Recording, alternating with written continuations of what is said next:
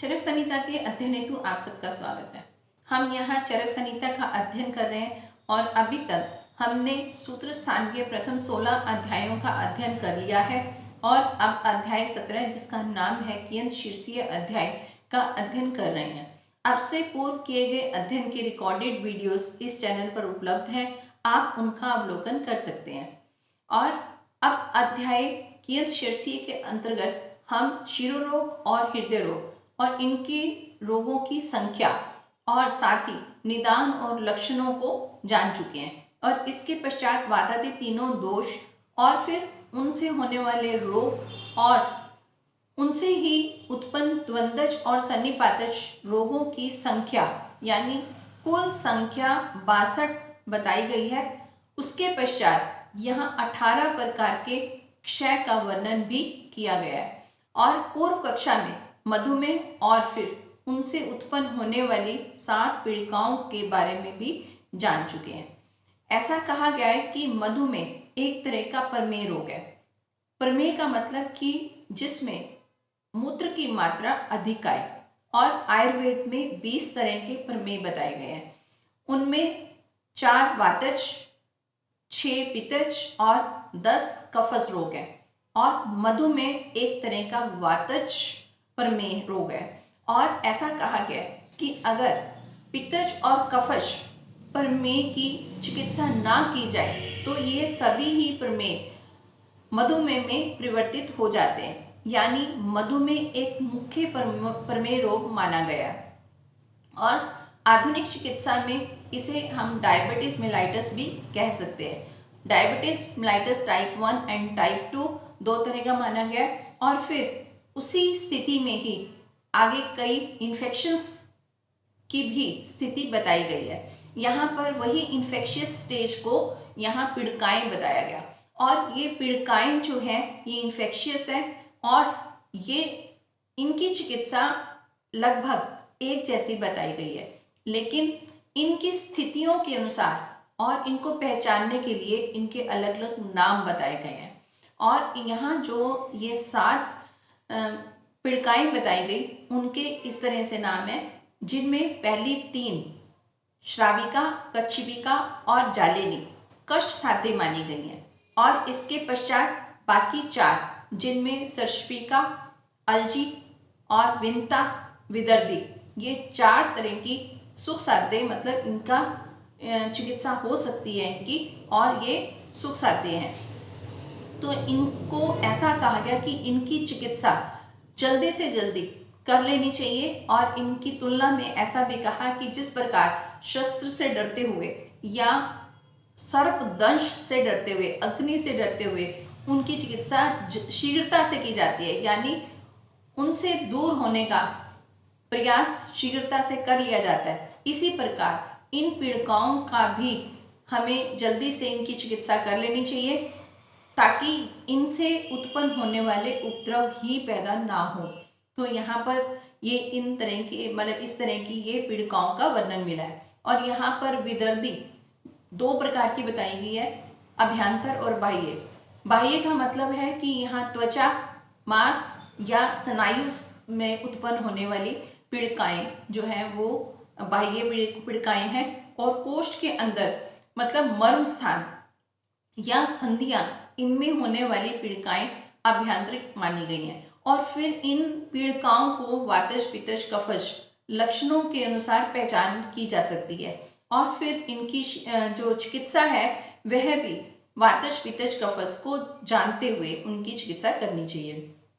और इसके पश्चात यहाँ पर इन पीड़िकाओं के स्राव के मार्ग के बारे में भी बताया गया, यानी स्थितियों के अनुसार स्राव जो है वो किस तरह से स्रवित होगा। तो कहते हैं कि नाभि से ऊपर अगर पीड़िका है तो उसका स्राव मुख आदि मार्गों से होगा और अगर पीड़िका नाभि से नीचे है तो उसका स्राव गुदा आदि मार्गों से होगा और अगर वह पीड़िका नाभि प्रदेश में है तो उसका स्राव मुख या गुदा दोनों से किसी भी रास्ते से हो सकता है। तो इस तरह ये स्राव को देखते हुए भी हम पीड़िकाओं की स्थिति को जान सकते हैं और इन्हीं पीड़िकाओं के साथ ही हम लक्षणों को पहचानते हुए उसकी स्थिति को भी हम पहचानते हैं जैसे यहाँ पर ऐसा कहा कि अगर हृदय प्रदेश में है तो वहाँ पर श्वास पर दिक्कत आ सकती है। इसी तरह यकृत में, प्लीहा में, विरिक प्रदेश में और बस्ती में, ये अलग अलग जगह का यहाँ पर विदर्दी का वर्णन किया गया है कि किस प्रकार हम इनकी स्थितियों को जान सकते हैं। तो यहाँ पर इन पीड़िकाओं की चिकित्सा के बारे में यही कहा गया कि शीघ्रता से इसको कर लेना चाहिए, नहीं तो इसके उत्पन्न होने वाले उपद्रव जो है वो बहुत ही नुकसानदायक होते हैं और फिर वह असाध्य अवस्था में, मतलब जो बिल्कुल ठीक ही नहीं हो सकते, मृत्यु का कारण बन जाते हैं। तो यहाँ पर इस प्रकार इन पीड़िकाओं का वर्णन किया गया है। अब आगे यहाँ दोषों की त्रिविध गति, यह आज की कक्षा का मुख्य विषय है। यहाँ दोषों की 3 प्रकार की 3 गतियां बताई गई हैं। ऐसा कहा कि दोषों की क्षय, स्थान और वृद्धि, ये 3 गतियां होती हैं। यानी यह पहला भेद है, इसमें क्षय, स्थान और वृद्धि के अनुसार गति बताई गई है। यानी जब दोषों की स्थितियां ऐसी हैं कि या तो वो क्षीण अवस्था में है, या वृद्ध अवस्था में है, या वह सम अवस्था में है। अगर दोष सम अवस्था में है तो ये प्राकृतिक है, उसमें सम अवस्था है, और बाकी तो जो है वो विकृत अवस्था है और उसमें क्षय हो रहा है या वृद्धि हो रही है। लेकिन इसको 3 प्रकार की गतियां बताई गई। और इसका दूसरा भेद कि यहाँ पर उधर्व गति, अधेय गति और तिर्यक गति।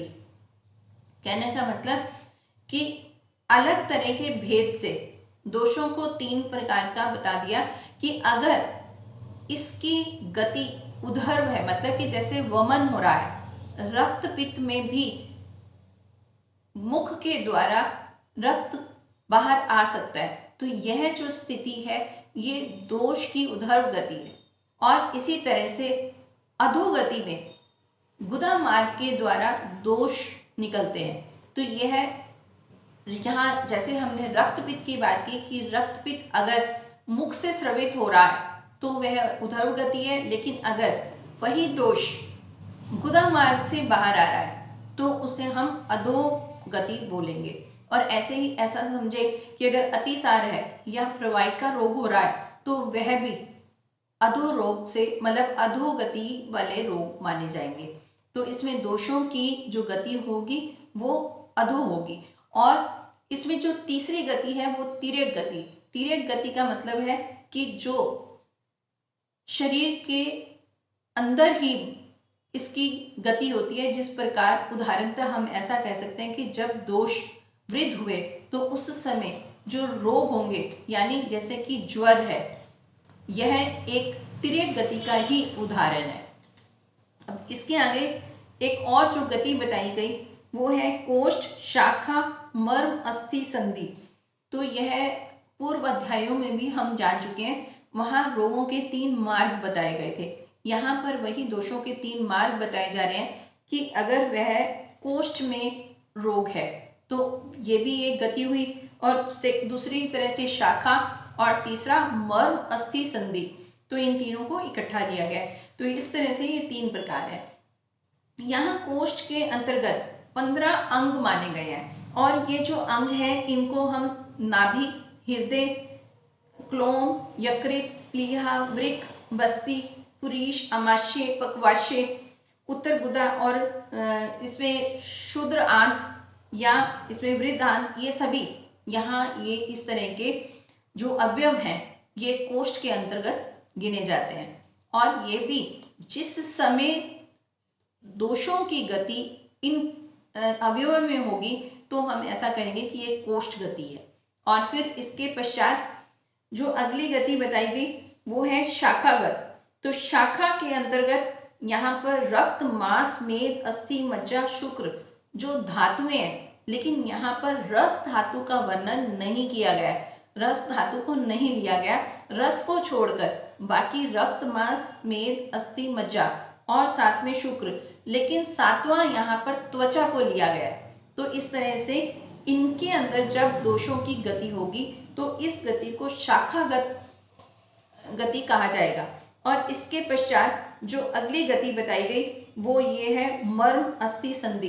तो यानी जब मर्म प्रदेश में और साथ में अस्थि और संधियों में जब दोष उत्पन्न होंगे तो उस समय इनको इस तरह की गति कहा जाएगा। और अब इसके पश्चात और भी दोषों की गतियां बताई गई। अब आगे ऋतु के अनुसार दोषों की गति बताई गई। पित्त, कफ और वायु, ये तीनों दोष क्रम से संचय, प्रकोप और प्रशमन, वर्षा, शरद, हेमंत, शिशिर, बसंत, ग्रीष्म में एक एक का होता रहता है। कहने का भाव ये है, ये तीनों ही दोष यानी वात, पित्त, कफ काल के अनुसार ही स्वभाव से संचित होते हैं और फिर इनका प्रकोप होता है और स्वभाव से ही काल के अनुसार ही इनका शमन होता है। तो इन ऋतुओं के अनुसार दोषों का जो शमन हो रहा है या ऐसा कहें कि वे संचित हो रहे हैं, फिर प्रकोपित हो रहे हैं और फिर इनका शमन हो रहा है, तो ये भी इन दोषों की गति हुई और ये गति भी काल के अनुसार हुई। अब यहाँ कहने का भाव ये है कि ये क्रम से इनका संचय, प्रकोप और शमन होता है।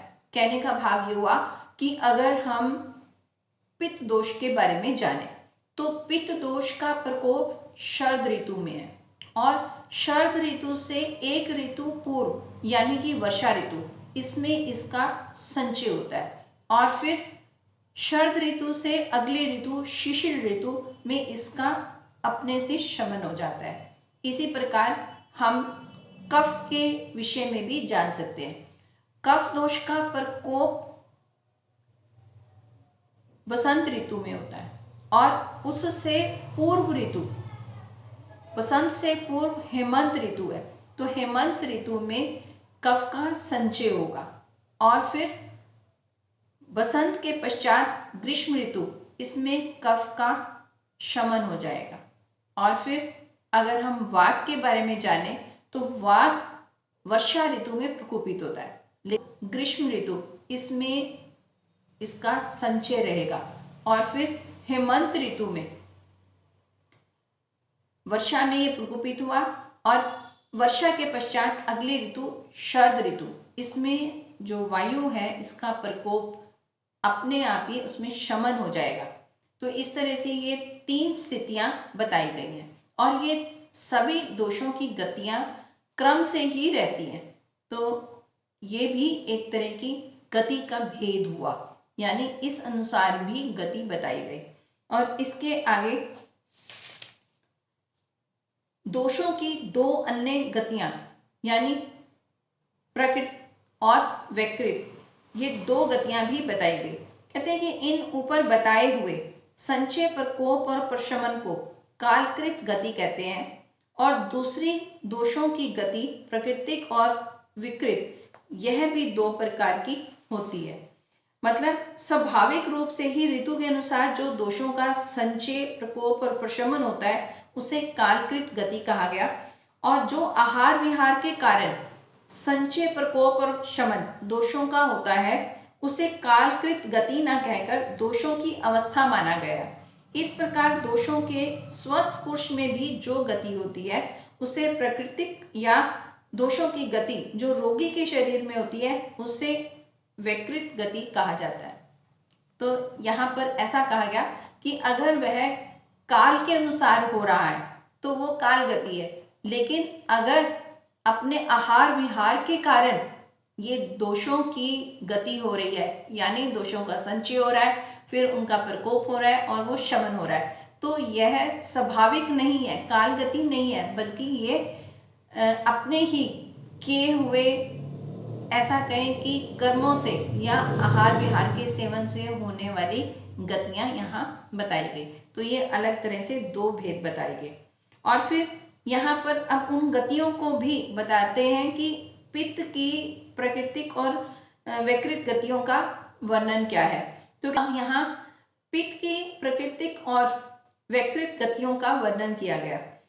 पित्त जब प्राकृतिक रूप से शरीर में गमन करता है तो मनुष्यों के आहार का पाचन अग्नि स्वरूप पित्त से ही होता है और जब पित्त विकृत गति में चलता है तो उसके प्रकोप से पित्तजन्य अन्य रोग उत्पन्न होते हैं। कहने का भाव ये कि सम अवस्था में अगर पित्त दोष है तो वह पाचन क्रिया यानी वह अग्नि स्वरूप जो कार्य है, मतलब जो अग्नि के कार्य है, वह प्राकृतिक रूप में रहेंगे।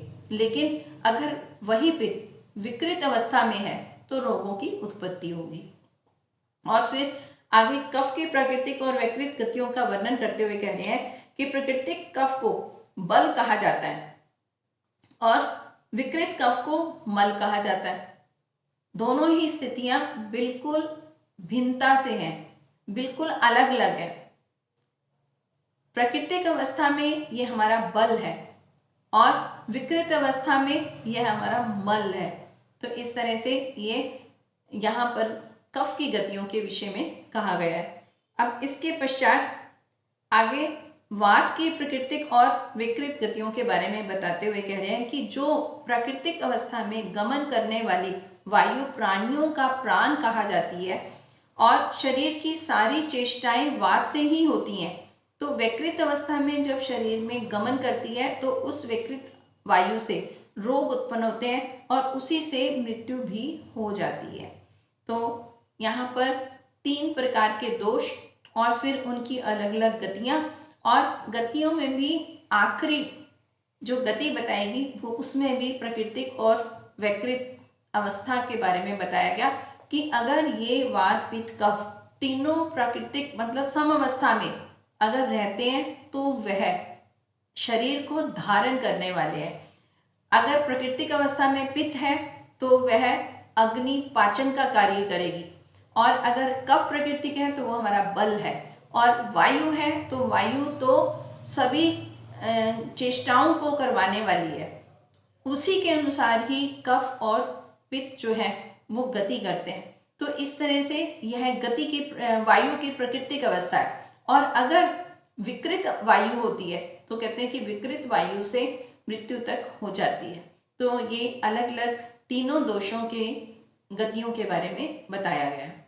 ये तीनों दोष भी शरीर को धारण करने वाले हैं, यानी दोष, धातु और मल जब वह प्राकृतिक अवस्था में है, यानी जब वह सम अवस्था में है तो उस समय ये शरीर को धारण करते हैं। लेकिन जब ये विकृत अवस्था में है तब ये रोगों को उत्पन्न करते हैं। तो ऐसा हमें समझना चाहिए। और इस अध्याय के अंत में ऐसा कहा जा रहा है कि स्थायी आयु की इच्छा रखने वाले जितेंद्रिय पुरुष के लिए यह उचित है कि वह आत्मा को रोग स्वरूप अमित्र से घिरा हुआ समझकर सर्वदा युक्त यानी हित आहार विहार से अपनी परिचर्या करे। कहने का भाव ये हुआ कि व्यक्ति जो दीर्घायु की इच्छा करता है, ऐसा तो प्रत्येक व्यक्ति चाहता है कि वह दीर्घायु हो, स्वस्थ हो। तो यहाँ ऐसा कहा गया कि ऐसी इच्छा रखने वाले व्यक्ति को जितेंद्रिय होना पड़ता है, यानी अपनी इंद्रियों पर नियंत्रण रखना भी आवश्यक है। अपनी इंद्रियों पर नियंत्रण करता हुआ व्यक्ति ऐसा सोचे कि उसकी आत्मा अनेक रोगों के कारण, यानी जिनको यहाँ पर शत्रु कहा गया, उन्हीं कारणों को ही अमित्र कहा गया, यानी ये हमें नुकसान पहुंचा सकते हैं। तो व्यक्ति को ऐसा समझना चाहिए कि ये इस तरह के अमित्र कारण, यानी ये शत्रु रूपी रोगों के कारण उसकी आत्मा या उसके शरीर के आसपास ही घिरे हुए हैं, मतलब वह उनसे प्रभावित हो सकता है। तो ऐसा अगर डर या ऐसा व्यक्ति अपना सचेत हो जाए कि इनसे मुझे अपने आप को बचाकर रखना है, तो उसके लिए उसे हितकर आहार विहार का चुनाव करना होगा और उसी के आहार विहार से अपने स्वास्थ्य की रक्षा करनी होगी। तो यहाँ इस अध्याय के अंत में यही कहा गया कि व्यक्ति को अपने स्वास्थ्य के लिए खुद से ही सचेत रहने की आवश्यकता है और शत्रुओं को समझते हुए, यानी कि किस रोग कारण से वह रोगी हो सकता है, उसका उसे परहेज रखना है और खुद को स्वस्थ रखना है। अब इसके पश्चात यहाँ पर ऐसा कहा कि प्रजा के हित चाहने वाले तत्वदर्शी महर्षि आत्रेय ने वैद्यों के ज्ञान के लिए इस कियंत शीर्षीय नामक अध्याय में शिरोरोग, हृदय रोग, दोषों के मान विकल्प से उत्पन्न होने वाले रोग, क्षय, पीड़िकाएं और दोषों की गतियों का वर्णन किया है। तो इसी के साथ ही यह अध्याय 17 का यहाँ पर समाप्ति होती है और अब हम आने वाली कक्षा में अगला अध्याय आरंभ करेंगे। और अब बारी है प्रश्न उत्तर की। पूर्व कक्षा में पूछा गया प्रश्न था कि क्षयों की संख्या क्या है, यानी कितने प्रकार के अक्षय का वर्णन किया गया है। तो इसका उत्तर है कि इस अध्याय में 18 प्रकार के अक्षय, जिसमें 3 वातादि दोष और 7 धातुएं और फिर 7 प्रकार के मल और 1 ओज का क्षय का वर्णन किया गया है। और अब बारी है आज के प्रश्न की। तो आज का प्रश्न है कि शरीर के किस अवयव में प्राणियों के प्राण और सभी इंद्रियां आश्रित हैं और यह अवयव शरीर का प्रधान अवयव भी माना जाता है। तो आपको इस अवयव का नाम बताना है और आशा है कि आप इसको जानते हैं और कमेंट बॉक्स में इसका उत्तर अवश्य लिखेंगे। इसी के साथ सबको सादर नमस्ते।